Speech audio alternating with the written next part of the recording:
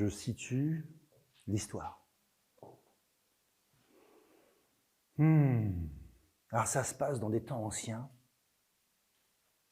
dans lesquels il y avait encore des rois, en tout cas en France, ça fait longtemps qu'on n'en a plus, un royaume, des conseillers, des servants. Et là, nous avons donc un roi à une cour qui, à l'époque, est immensément riche. Il domine, son royaume domine les royaumes avoisinants. Il semblerait qu'il a tout pour aller bien, mais c'est un bougon. Et tous les matins, il a un servant qui vient, un valet de chambre, qui lui apporte son petit déjeuner. La première chose qu'il fait, il ouvre la porte et il chantonne. Une chanson qu'il sait que le roi aime bien. Il ouvre les grands rideaux, puis il demande au roi s'il a passé une bonne nuit, et ensuite il lui apporte son plateau, et il le fait tout le temps avec un sourire radieux. Ce qui énerve le roi. Parce que ce roi ne comprend pas pourquoi ce gars, qui n'a rien, a l'air d'aller bien tout le temps. Alors il lui pose cette question tous les jours. Ça devient une obsession. Tu as un secret pour être dans cet état-là. Et tu ne me le donnes pas, moi, ton roi. Alors, il répète tout le temps ça. C'est quoi ton secret? Comment tu fais pour être comme ça tous les jours, là? Et voilà, chantonner, béat, fatigant, quoi. Je ne sais pas quoi vous dire, mon roi.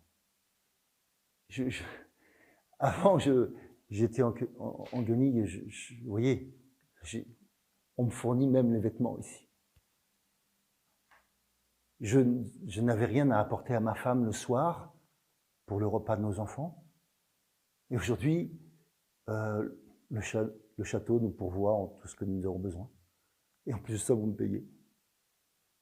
Alors le roi regarde, enfin, combien? 12 écus. Non, 12 houblons. Un houblon, c'est 100 fois moins qu'un écu. Ah. Et c'est ça qui fait que tu es content? Non. Mais c'est formidable déjà. J'avais rien avant. Et puis, mes enfants vont à l'école du château. Et puis, j'ai un toit. Et honnêtement, j'avais jamais demandé mieux que ça. Non, mais tu vas arrêter de me la faire à l'envers. C'est quoi ton secret? Et tous les jours, ce petit numéro dure.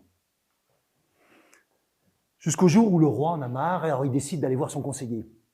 Et il lui dit, tu vois le gars là qui vient, le valet là, tu sais, là, il a toujours l'air niais, toujours content. Ah, tu sais, celui qui me sert le matin. Ah oui, d'accord, oui, je vois qui c'est. Eh ben lui, il m'énerve. Il a un secret, je suis sûr. Il ne me dit pas pourquoi il a l'air bien tout le temps. Voilà. Que ça sert comme ça, d'aller bien comme ça, alors qu'on n'a pas tout ce qu'il faut. Je crois que j'ai compris votre problème, monseigneur. Mais je crois que c'est pas gagné si vous voulez le faire changer. Ou en tout cas, si vous vouliez changer, c'est-à-dire que vous voudriez connaître son secret, c'est-à-dire vous voudriez être comme ça, avec un sourire. Bah oui, ça c'est pas gagné. Parce que c'est plutôt votre style que d'être bougon. Bougon, moi? Bon, d'accord, ok, alors si je peux pas changer, lui il peut changer, c'est ça? Qu'il soit comme moi? Ah, ça c'est possible. Ça c'est possible. Si c'est ce que vous me demandez, je peux faire ça. Je vous demande juste ce soir, vous savez où il habite? Oui, bien sûr, je sais où il habite. Il habite juste là. D'accord? Et est-ce que vous pourriez venir avec une bourse de 100 écus? Bien sûr, c'est que ça, 100 écus, c'est... Le soir même, ils se retrouvent et ils vont devant la petite masure où vit le valet. Là, tous les deux, ils regardent à travers la fenêtre, ils voient la famille, les deux enfants, la femme manger, puis débarrasser, puis chacun va qu'après à ses occupations et on imagine qu'ils vont dormir. Il reste que le valet qui range un peu des choses de la pièce. Et c'est le moment. C'est le moment de quoi? Vous avez bien les 100 écus. Ok. Donc il regarde, il prend, il dit, vous avez vérifié, il y a bien un sang. Oui, il y en a 100, bien sûr qu'il y en a 100. Ok. Il prend la pièce, il la rend. Il prend une pièce, il le renvoie. Et les 99 qui restent, il prend la bourse et il l'accroche à la poignée. Et il tape à la porte. Et ils vont se planquer. Mon roi ne comprend rien de ce qui se passe. Le valet ouvre la porte, il voit personne, il referme, au moment où il referme, il entend gling, gling, gling, gling. Alors il rouvre la porte, il voit toujours personne, il referme, gling, gling, gling, gling. Il rouvre la porte, là il regarde derrière la porte, la bourse, elle est là. Hop, vite fait, il ferme la porte. Là, il éteint les lumières. Il va dans une petite pièce, il met sur la table et il commence à compter les pièces. Il y a un truc qui n'a pas l'air d'aller. Et donc, il commence à mettre les pièces par 5, puis par 10. Et là, on voit bien qu'il y a un problème. On voit chercher sous la table, rouvrir la porte. Il cherche le dernier écu. Et là, le conseiller lui dit, c'est bon, ça marche. Le roi ne comprend pas.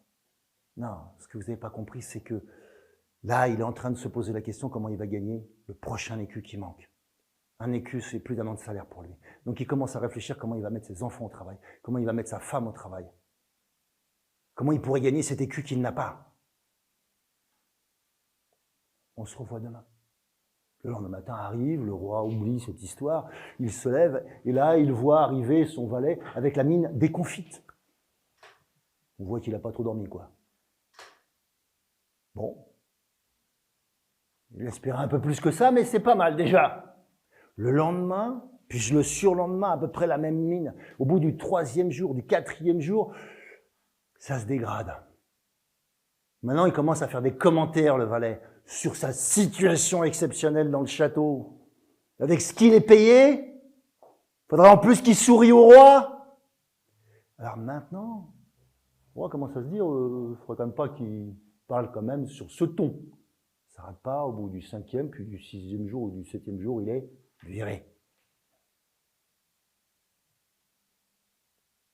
Alors, qu'est-ce que nous enseigne cette histoire ? Ce que cette histoire nous enseigne, c'est que ça, c'est notre vie. On passe son temps à essayer de vouloir un truc qu'on n'a pas, au lieu de s'occuper de ce qu'on a. On passe son temps à vouloir changer les gens, alors qu'ils changeront s'ils le veulent. On passe son temps à vouloir définir les choses qui seraient bonnes pour les autres, sans définir ce qui serait bon pour soi.